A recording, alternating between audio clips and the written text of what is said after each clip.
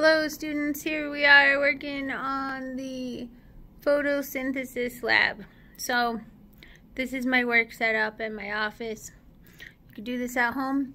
I'm using my apron here as just a protective cover, but of course you could use a trash can, newspapers, whatever. The bromothymol blue is stainy, so you definitely want to cover the surface. I'm going to have my laptop open, just looking at the lab as we go through it. I've got all my supplies out. Here's the bromothymol blue.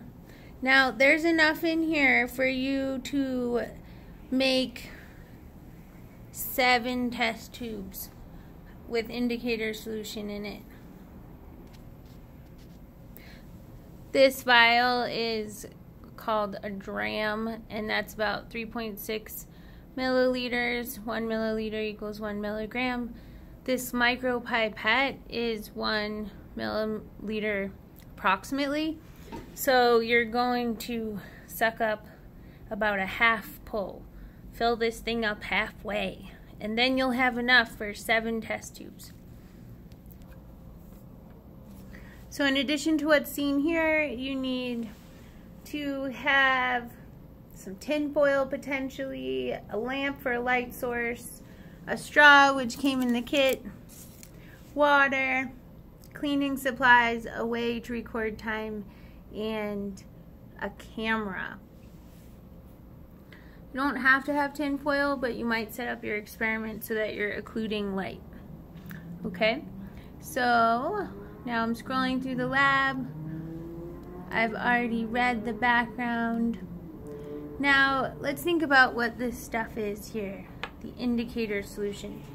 We've been talking a bit about models and how science is about designing a model that's an effective representation of reality, and what would make it effective is that it actually models the environment in a way that limits the variables, so you can conclude that some manipulation you made in the lab changed the result. Here, the y, the dependent variable, is the photosynthetic rate. So what we've already learned is that plants take in carbon dioxide, and a product of photosynthesis is glucose. So we're going to put carbon dioxide in these test tubes by breathing into them, because we also have learned that cellular respiration, something that animals and plants both do, has a reactant of glucose and a product of CO2. So if we blow through this straw into a test tube of water with this indicator solution, we should be able to change the indicator solution by adding carbon dioxide. If you add carbon dioxide to an aqueous solution, it dissolves into carbonic acid, and this creates a weak acid in the test tube, and therefore the indicator turns yellow. So essentially, when the test tube solution turns yellow, we're saying that we've altered the environment. We've changed the pH of the aqueous environment in which the Elodia is living. So we're not actually measuring directly the carbon dioxide. We're changing the pH because the carbonic acid auto-dissociates in an aqueous solution. The hydrogen ions are floating around.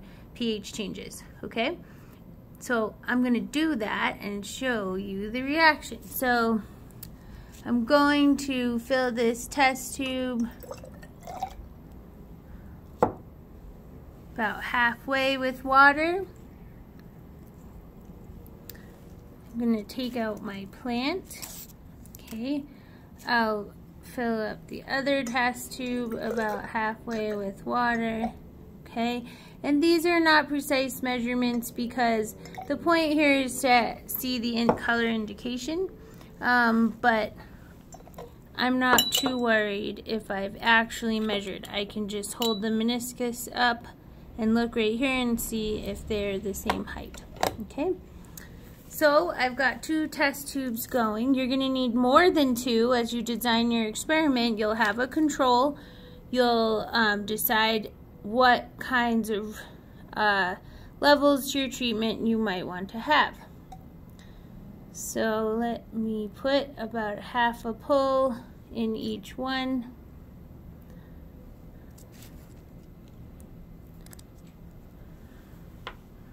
We'll mix that around a bit.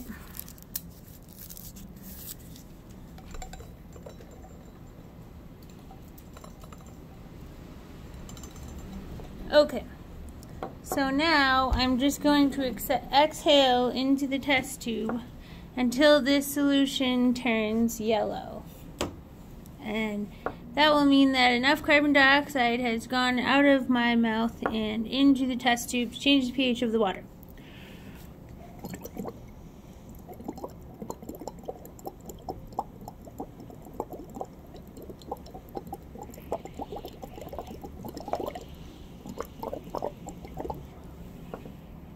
Alright, that looks sufficiently changed. Can you see that it's yellow and no longer blue? Now I'm going to go over here, okay, and maybe for, wait, let me back up.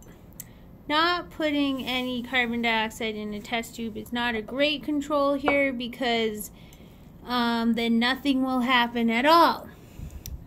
Because the expectation is not that the plant is going to change it back to blue if it's already blue because you didn't put carbon dioxide in there.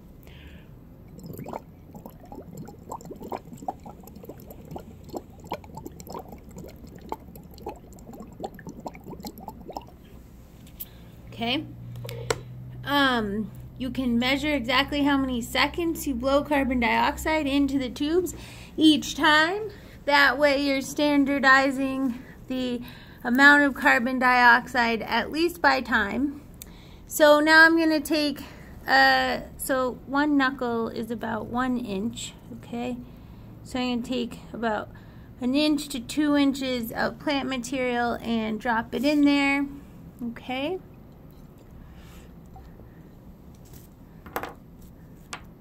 Now,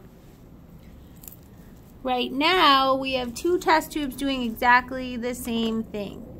You're going to want to think about what does it take for photosynthesis to proceed? What other kinds of things might you manipulate in your experiment? Oh, I could turn this around and be able to see a little bit better. Ta-da! Get some paper. So for example, we talked in the very beginning of the lab about how plants needed carbon dioxide, they need water, and we thought about environmental conditions that might increase or decrease biological processes. So as you set up your experiment, you might, for example, wrap a test tube completely in tin foil, and then it would get no light. So the limiting factor would be light. Another thing you could do would be to change the temperature of the water. So, you know, I would have the hypothesis that up until a limiting amount of temperature, heat would increase chemical reactions until the proteins were denatured. So maybe 1 test tube has cold water and 1 test tube has warm water. Getting back to the carbonic acid, so there's light, there's temperature. You could also change the number of seconds you blow into the tube to see about how long it would take for that to turn back if the assumption was that there was more carbon dioxide in a tube into which you blew for longer. So play around. Most of you got 4 test tubes, so you need to do to the control whatever you do to the rest of the experiment, and what that means here is that the fixed points are you've got Elodea in test tubes about half full with water. They both have a half a milliliter of bromothymol blue in them, and you have introduced carbon dioxide at some point. Those are the points you have to do. Other than that, it's up to you. And the idea here is that you are creative, you experiment, you understand the experimental process. And I'm not telling you exactly what to do because this is not a worksheet. This is not a step 1, step 2, step 3. It's you thinking about science. All right, so I'm going to go figure out what my experimental variables are. But let me model one more thing. So at some point, you're going to want to have either made me a video, just like this one, super cool, or you're going to have an authentication photo in your lab document. So at some point, you want to have a picture like this, okay, where you've got your name, you've got your test tubes, you've got your face in there. Did my face make it? I'm not sure. That is how we authenticate our online lab work. Please let me know. Everything is hopefully due on October 7th. If you need a little bit more time than that, let me know. Also start working on the mitosis, the cell division and chromosomal genetics lab. That's going to take several hours, but doesn't involve an experimental setup. So I'm hoping we all catch up by next Monday, but we'll see what happens. Let me know how I can help.